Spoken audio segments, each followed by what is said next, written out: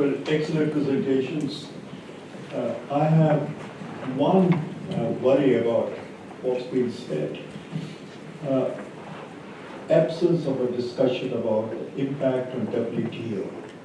You had in your assessment, that really surprised me, that companies, firms are really not worried about impact on WTO. Now, I'm an institutional economist. It has taken the world 50 years to complete the global system of which WTO became a part in 1995. And I think the greatest tragedy is not the kind of stuff that you talked about China, India, and other countries would be. It's the collapse of the system. It's the collapse of WTO that will have enormous consequences, especially for the smaller countries, which would then be totally dependent on the whims of people like Trump and so on.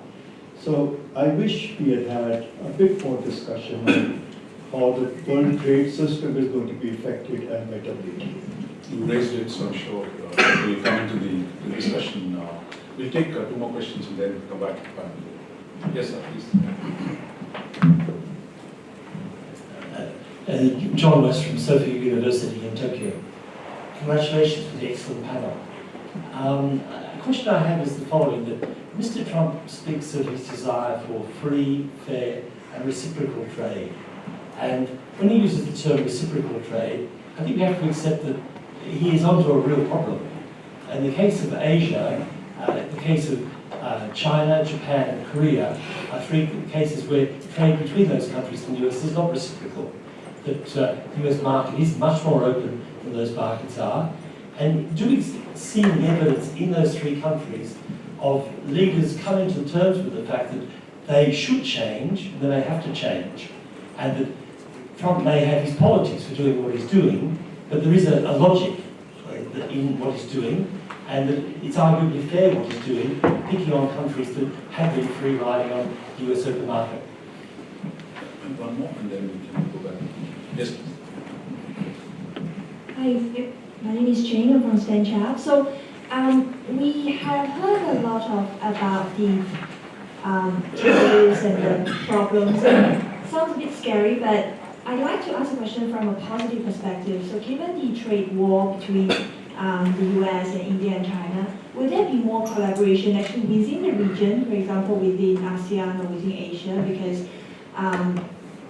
Because I think from the surveys that Mr. Pedrosa has shown, actually people are still optimistic. That means there must be still opportunities that we can adapt to the trade war, I suppose. So is there any insight about the opportunities in this scenario? Thank you. Chairperson, the Japanese talk about an alliance, so that's interesting. So maybe we can go to the right. You want to start? Yeah. Sure.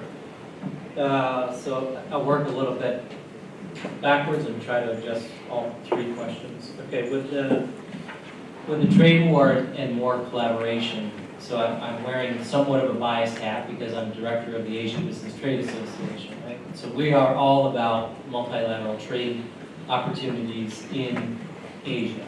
And I think the key word is opportunities. So while the US policy, US administration has pulled out of the TPP, no discussion on RCEP, these are the largest trade deals we have seen in recent history.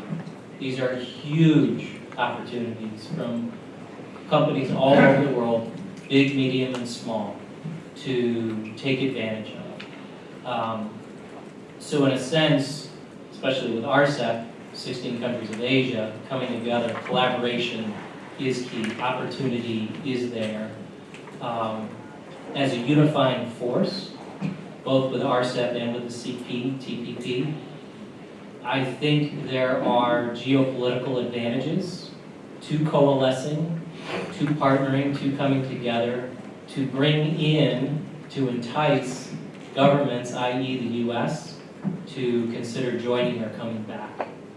So I think there's great opportunity there for collaboration.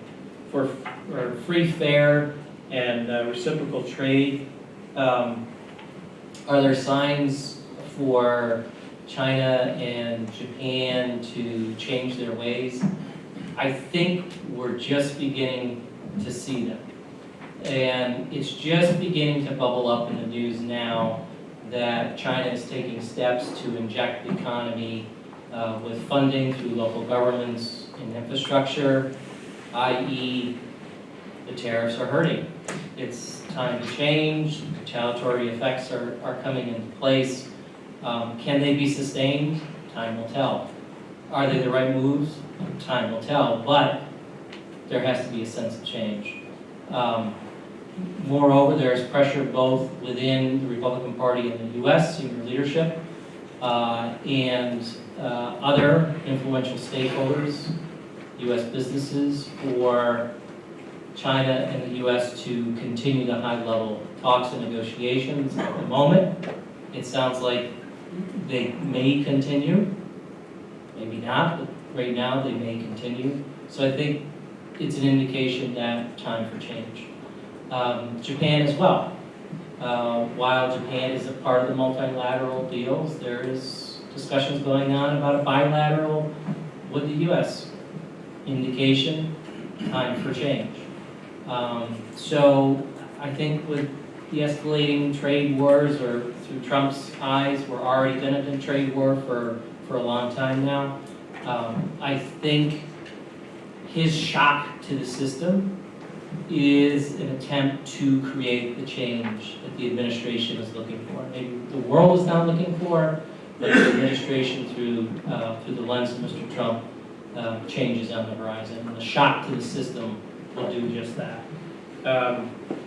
The collapse, potential collapse with the WTO. Again, it comes back to my previous comments about Mr. Trump's positioning on trade. He is intentionally putting a shock into the system. He is putting the WTO on notice. And the world is watching, otherwise we wouldn't be discussing it right now. Will it ultimately lead to a collapse? Who knows? Again, time will tell. But I think it is stirring debate, it is stirring discussion for change within the WTO, i.e. level the playing field, making countries play fair, play by the rules. So again, the US positioning and trying to shock the system, I don't know, will ultimately lead to a collapse, but it will lead to change and it will lead to collaboration. Well, I appreciate Dustin's views on this, and I would say that until President Trump came into power, quite a number of multilateral discussions on free trade have been lackluster, in terms of making progress. But once the American has decided to withdraw from TPP, I think that really provided impetus to a number of these regional efforts, because people no longer can take it for granted that the market will remain open, and many smaller countries in ASEAN feel that their prospect for exports has been greatly threatened by American leaving TPP. So I think the CPTPP going ahead was really a good sign. And in the same way, RCEP, I think, would have gathered more momentum now than before, and have a greater sense of urgency.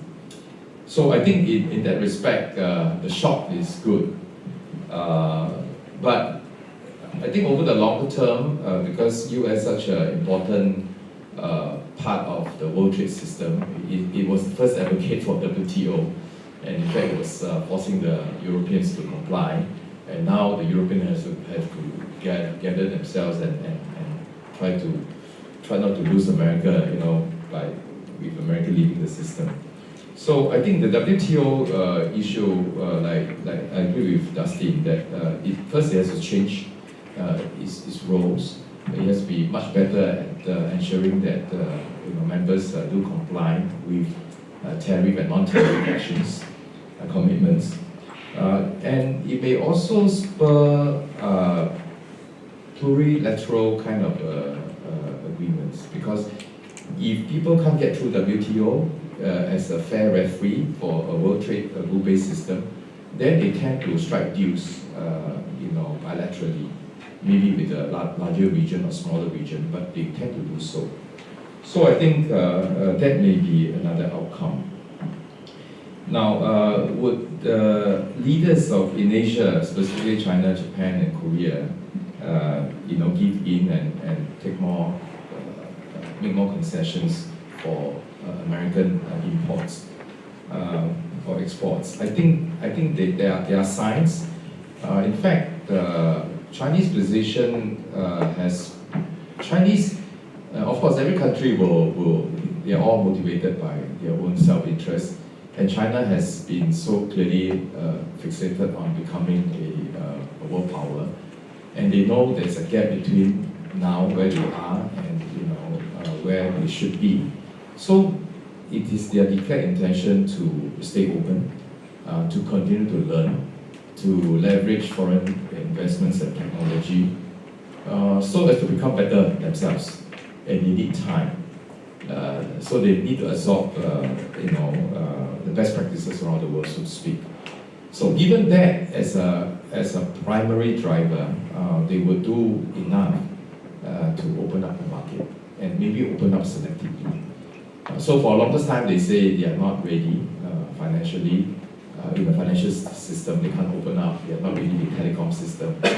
But today, they have the largest banks and they have the largest telcos in the world. So actually, it makes sense for them to open up and to ease some of this tension that they have created with their trading partners. So I think behind the scene, the Chinese is really making efforts to negotiate with a view of bringing down the temperature of the trade war. Well, just on WTO as an institution, I do think that a lot more effort has to be spent on understanding the dispute settlement role that it plays, especially from the business community. I think ultimately it's a business community that gains the most from having that rules-based objective system. But I'd like to hear from them on this, actually. It's something almost as simple as that, for them to come out and say, we quite value this. We think this is really important and we want it to stay. It can be improved. Let's get together and think how we need to improve this. That, of course, will be better, sort of easier said than done. On the reciprocal trade, there are some fallacies in that argument, but I don't want to get into that too much, but just 3 points. One, we do live in this world of global value chains. There's a maxim, I guess, that to be an effective exporter, you need to be an effective importer. You can't export in a value chain unless you're bringing in those imports. So let's keep that in mind and understand the role that how trade policy facilitates economies going into those and then upgrading their participation in those global value chains. The third point I'd make on that is that the US is a very competitive services and Amitendu has said that's where they have the advantage. I find it hard to imagine trying to make yourself competitive in steel. Perhaps I shouldn't go there. But the global services stream has not had any significant liberalization in the past 25 years. The liberalization that we've seen in the context of the FTA is simply a matter of reducing the border between the bound and implied regimes, if you like. I'm revealing my trade wonkiness at this point in time. The US had 2 instruments for dealing with what could be the barriers to their companies operating in key markets. One was the TPP, which had significant improvements for the access of US companies to the services markets. And the other was TISA, the Trade and Services Agreement, that's sort of somewhere in the ether. Both of those, I think, would have significantly improved the ability of US firms to export in key growing markets. We shouldn't forget that in Asia, this is an enormous growing consumer market, and we like services. I love Netflix. Who's got Netflix here? I think it's great. I love that service. I love the fact that I can get it now in Singapore. I bemoan the fact that I don't have access to the US library because they've got much better shows and movies and it's a whole lot cheaper. But that speaks to the data flows issues and some of the geolocation, licensing regime that perhaps Amitendu could get on. On further liberalization, I really think we need to understand the role of the FTZs in China, where they are experimenting with different policy settings to see what impact it has. So keep your eye on those, I guess, is my suggestion. I intend to raise some important points on the data flows issues and how this is such a big part of the modern 21st century digital economy. You alluded to sort of increasing privacy rules in India. It's not only in India. You have the European Union's GDPR. You have a new state legislation and regulation in California that's rather strict. Keep your eyes on ASEAN and what we do in this part of the world to try and work our way through these to ensure that we benefit from the data economy. I have another slide that I took out, which I stole from the World Economic Forum, which shows sort of a falling off in both goods and services, a falling off in financial flows, but a massive spike in data flows. That's where the action is. We do not have a global understanding on what the policy setting should be. There are multiple influences that act on the policies that the governments follow. Cybersecurity, privacy, competitiveness issues. We need to understand and develop a setting that optimizes that, if you like. And that brings me back almost to the WTO question. In the lead up to the Uruguay round, there have been about 20 years of developing baselines of understanding on issues like investment, like intellectual property, and so on. We didn't have that in the run-up to the Uruguay round. We actually need to understand how these policies impact all of us and develop a common language and understanding of what we mean when we say data flows and data localization. What does that mean in terms of trade? We're not there. There's a lot of academic work that goes into it, but frankly, we don't speak the same language. Very briefly, I think I'll just address this question of cooperation. I think it's interesting that the US itself, while engaged in this reactions, the US has not left out the scope for cooperation. It's talking to the EU, it's talking to Japan, and parallelly, outside the US, you do see big agreements coming up. The EU-Japan FTA is probably the best example. The EU-ASEAN should be work in the pipeline. But I think that the real risk in this scenario is something different. And let me just go back to what Professor Rajamohan mentioned at the beginning. You see, this entire reaction against what is going on is probably coming out of the view that a liberal international order and free trade is what is right for the world. But there could be a very different position on this. And whatever Mr. Trump does, he does have takers across the world. There are people who might be thinking that this is the best way forward. Now, if that is the case, then increasingly one might see a tendency that trade gets equated to the national security perspective. And if that becomes the case, then all trade relations are bilateral. And what you see gradually is that not every country in the world has the negotiating capacity of the US to dictate its position in trade relations. But other countries might just think of this at the back of their mind and start raising protective barriers which are more and more great. So that's the real risk. And indeed, in agreements like the RCEP, the biggest thorn in the flesh is the India-China relationship in that, and India's fears, which are just not trade fears, which are much bigger fears. So I think this is where the real risk runs, and the current round of hostilities has actually exposed how weak the WTO is in controlling this, and how vulnerable the world of trade is to these risks. I think we'll take one more round of questions, and that will give us the time to dip into it. Thank you. My question's motivated by the last comment Mr. Rajamohan made in his introductory remarks, and that is, we do need to take a look at why Trump is doing what he is doing. And sitting in Singapore, a trade panel talking to a think tank audience, it's a case of preaching to the choir, literally.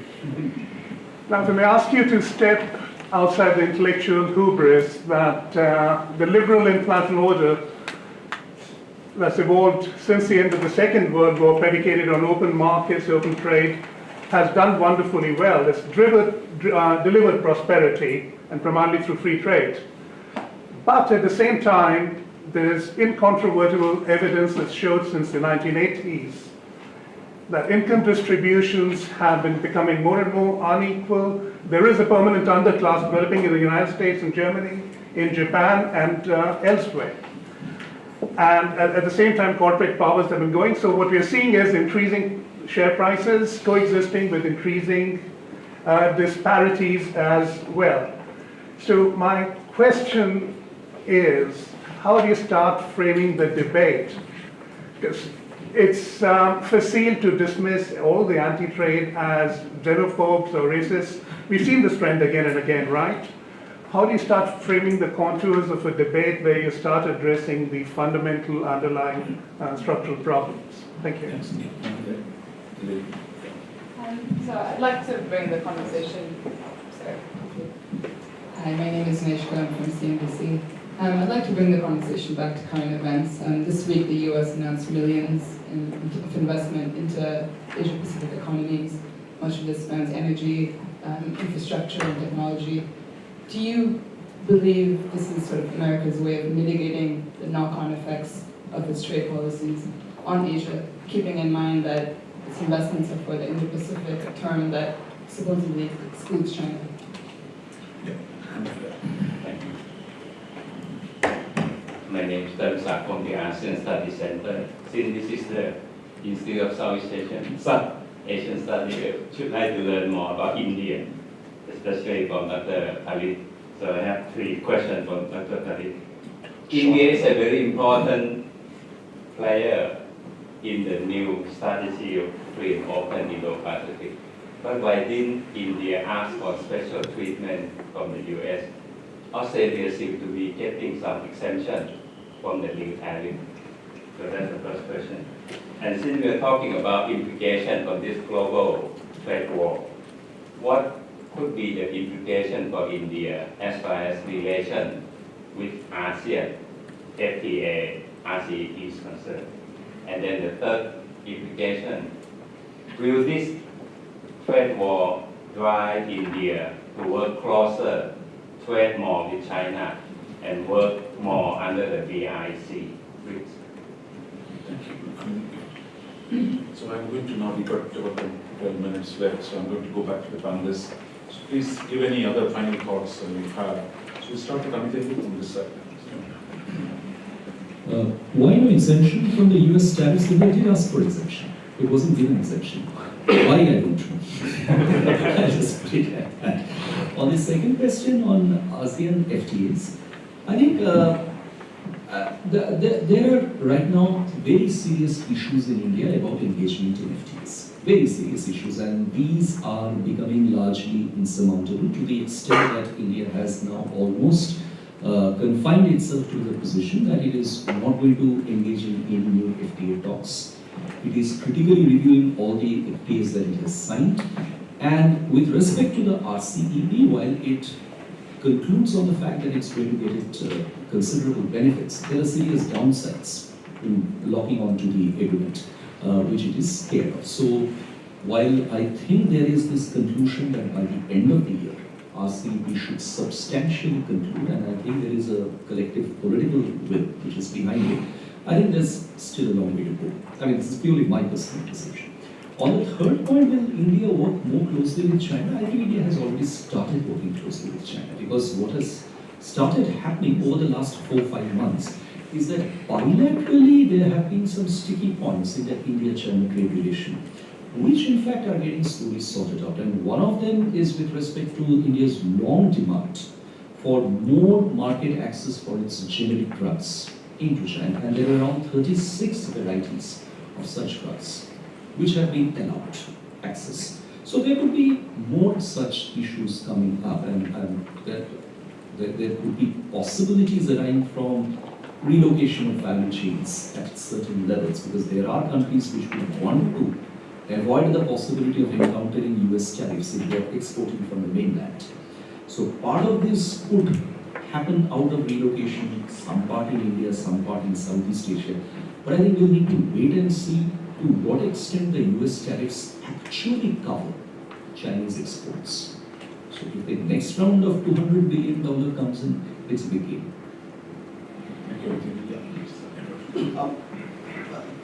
Well, that's a fascinating question on the role of the liberal international order to deal with some of these issues, and it's one that we've struggled with quite a lot. And when I say struggle, it's because so many of these issues need to be dealt with by domestic policy. You know, the role of an international regime or order is to set rules for interaction amongst us all that we understand. But when it comes to sort of the domestic situation, that a lot of people I feel a lot of empathy for, I just can't, I find it very hard to see what the role of multilateral institutions is to deal with that, other than making sure that these rules are followed, that they're fair, if you like, and that they are actually implemented. Now, having said that, there are real problems with domestic policy. So again, with respect to the question on reciprocal trade, so much of that current account deficit is really just a function of the domestic structure of the US economy. US consumers consume much more than they save. It's a simple accounting identity. If you want to improve the current account deficit, consume less. It's really quite simple. You'll never get a US politician to stop that. The third point I think is we should just remember the enormous benefits that we get out of trade. There was an article I wrote a couple of years ago on the price of a television and how it is an absolute fraction of what it used to be. This enables people to meet the aspirations that we all have as human beings for a middle class or better lifestyle. I think the problem is a lot of people feel that middle class lifestyle is out of reach, and it's not because the cost of the car is more, the cost of television is more. It's the cost of healthcare, it's the cost of education, it's the cost of housing. Those are all related, I'm afraid, to non-trade issues by and large. You can make it a trade issue by saying you make your services regime more competitive and let people come to that market. But I'll stop. Well, on the reference to Pompeo's announcement of $130 million investment into Asia Pacific, well, I think any gesture is a good gesture, is a welcome gesture. Just that I think the best gift the US can give to the region is still one that is kind of institutional fairness and a rule-based system that these countries need to rely on to continue to survive and prosper. I think that's of far greater significance than a very specific and not very big, I must say, amount compared to what has been reported in possibly under the Belt and Road initiatives. On the issue of whether, how would this US action on trade war pan out, I just wonder whether it will drive the world towards rest of the world versus US kind of scenario. Because right now, outside the United States, there's a lot of, a growing consensus that it is the US against the world. Which is, I mean, from domestic politics, we understand why Trump needs to do that, but from the international perspective, having a world system that is giving everyone a chance will be so important for the world to maintain economic development and world peace. In fact, some of you might recall that I think in 1989, Lee Kuan Yew was invited to address the Congress, right, the upper and lower houses, and the theme of his speech was free trade.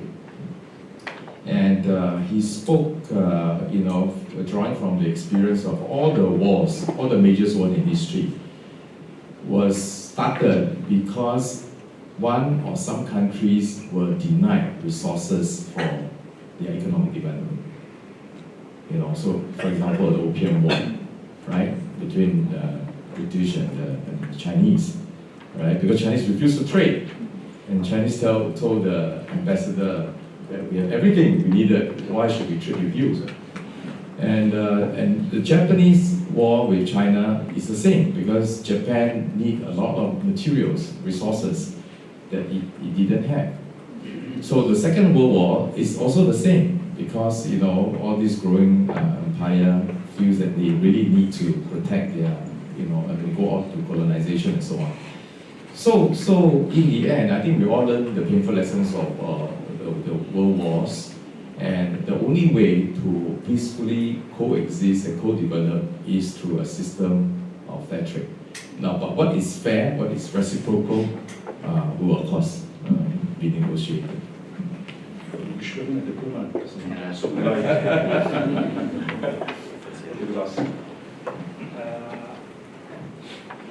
with regard to India, I think India is going to be okay.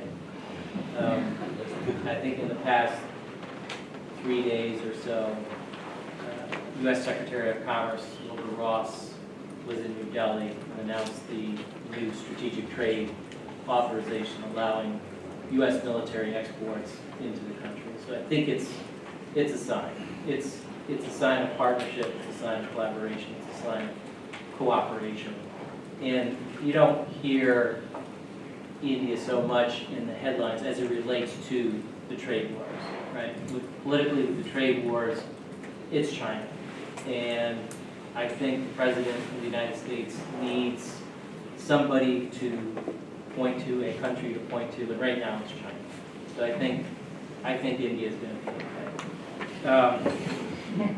As it relates to the infusion of funds into Asia, I've only been in Singapore for 2 years. But in my short time here, what I have learned is, as it relates to business, as it relates to policy, as it relates to culture, you need to be present.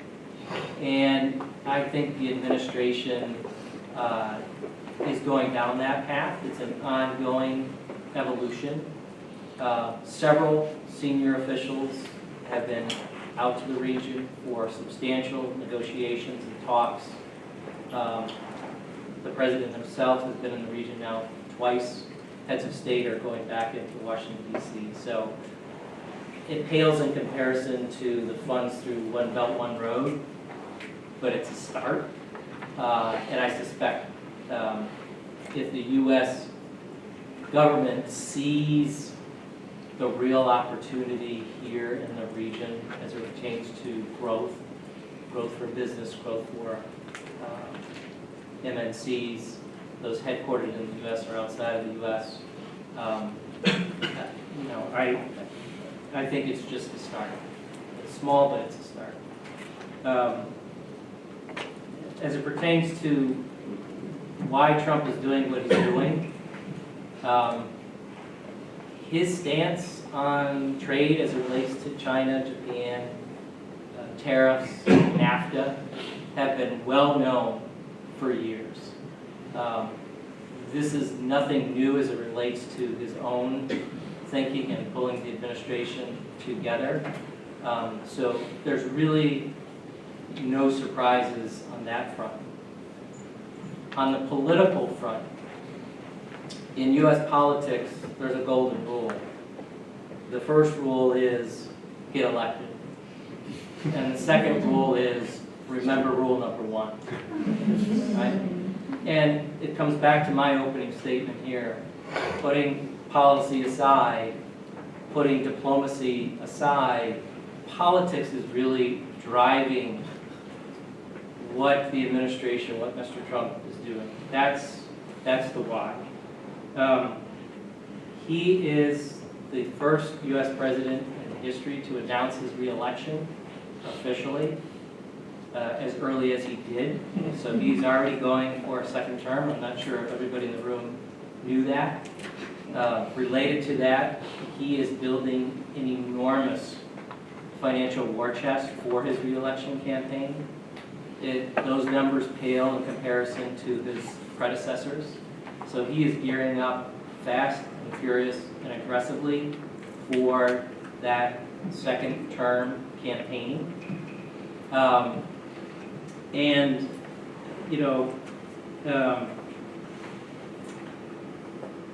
Politically, his base is behind him. So as he turns the corner into the midterms, and as I alluded to during my opening remarks, as long as the positioning he's taking caters to his voter base, he will continue to do what he's doing.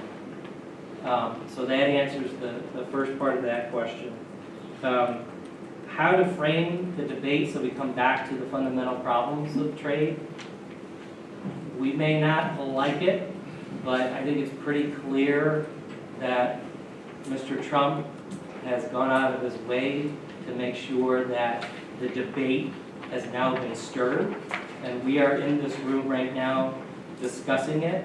How it's framed going forward, time will tell, but I would think leaders globally, whether it includes the President of the United States or excludes him at this point, I think globally, leaders will come together and start to frame how to address the fundamental problems. I think Mr. Trump stirred the debate through the shock and awe that we are all going through right now. It's a great note to bring this to a close. And before I thank the four panelists, I thought I just, I'm not trying to sum it up, but just three general takeaways that we can look at. I think Mr. Lee's reference to the late Mr. Lee, I think suggests that what we are in at this point of time is really a fundamental rearrangement of the global hierarchy, the economic hierarchy, the pecking order. All the previous transitions, of who is the number one, who is the number two, that what the political scientists at least call the hegemonic transitions, but accompanied by wars or rearrangement, followed by a fresh set of rules. And I think if that is the case, then I think then we must see this actually is not just ordinary politics, but this is really high politics, where the trade wars are one part of this big rearrangement that we might be seeing. More fundamentally, I would think that if this really last 25 years has seen in this wave of globalization a dramatic expansion of global capitalism, but it's run into the sovereign, still the existing distribution of the world into sovereign territorial space. So within that, then the rearrangement is going to lead to some conflict, and how we sort that out, whether we do it through a rules-based order or is going to be done through a more shaking down of the kind Mr. Trump is trying to do. We don't know, but I think it's quite clearly is going to be important. The other is that how much the virtue of a rule-based order. In the end, or the point that was made from the floor, that look, what about inequality? What happens to local politics? Because this is in the democracies, those who are disaffected have a voice, and those voices are speaking, and therefore it's not just what is good in a macro sense, but it also should be good to a large number of players. In the past, I think the political leaders could finish it. When Nancy Pelosi could not get the fast-track authority on TPP, it was quite clear the majority of the Democrats were not for it. So Obama and Nancy Pelosi said, go back to the Congress, increase the large number of sections, give concessions. You could still finish, but today that finish has become harder because of the questions of inequality, who's getting affected. So I think we're in both the global capitalism versus local politics is a clear issue, and I think how this plays out is going to be of great interest to all of us. Second, I think this question was raised about rules and big guys and small guys. Is really the small guy, but small guys don't matter. And I think let's not forget that the rules-based system was designed by the big guys. And when the biggest guy feels it is not working for him, he's saying, I'll take my bat and ball and I'll go home. Now, I think part of the problem for the Indians is, look, we always said, Americans are imposing globalization, it's very bad for us. Trump is saying, right, I'm not going to impose it, I'm going to withdraw. So the challenge for all of us who presume, look, America is going to be permanently lifting the heavy burden, and we can criticize them, we have the luxury of criticizing them for what they're doing. Right, that luxury is over. That's what Trump has shaken us down. And here I think it's tempting to think in terms of law, because when you talk about rules-based order, but I think it's always an arrangement among the big boys. And when the biggest of the boys is forcing a change, I think the question is, how is this cookie going to crumble and the new cookie going to be baked? There I would see if one of the major powers succumbs to the US pressure, the EU hinted at something, I don't know the details of it, but at least some sense, or tomorrow the NAFTA, already Ross and Trump's advisor saying, look, we're going to get a new NAFTA. Whatever they might say, Mexico and Canada have to live with the United States, how bad the US might be. So I think if one set of actors agree to change the rules between themselves, then I think the whole question becomes, how do others respond? That brings me to really the last question, which is really that the key to this is who's going to be better at doing internal reform. So this is not a static argument on trade between societies. That if we don't adapt to the new circumstances, if we don't adapt to the fourth industrial revolution, if we don't produce changes internally, your ability to negotiate the external structure of what is called trade or security system is going to be pretty hard. So therefore, it is survival, if it is the fittest, will be those who've done the best possible internal adjustment to a structural change in the international system that is taking place. I agree with him on India, that India has been a laggard on reforms, and today, thanks to the expanding security relationship with the US, hopefully that might give us a cover, but it's not yet done, but hopefully we'll get there. So I would say, don't look at the Indian rhetoric, which is we stand with the Chinese and Brits and say we offer a multilateral system, rules-based order, while we have actually $60 billion trade deficit with the Chinese. We don't talk about it in BRICS or Shanghai Cooperation Organization. In the US, we have a $30 billion trade surplus. Our best trade relationship is with the Americans. So I presume those who are running the country know that fact, and they're not going to squander this for the sake of rhetoric. We used to do this before. We used to come out of a WTO meeting and say, it's a proud badge of honor, we elected. Though nobody was giving us credit, we were willing to take the credit. But today, I think the stakes are much higher because India is a different economy today. 40% of its GDP is linked to the rest of the world. So it doesn't have the luxury of the 70s and 80s where we could simply stand up and say, no, we'll go our own way because any changes are going to affect us. But let me stop here. Thank our four speakers. Please join me.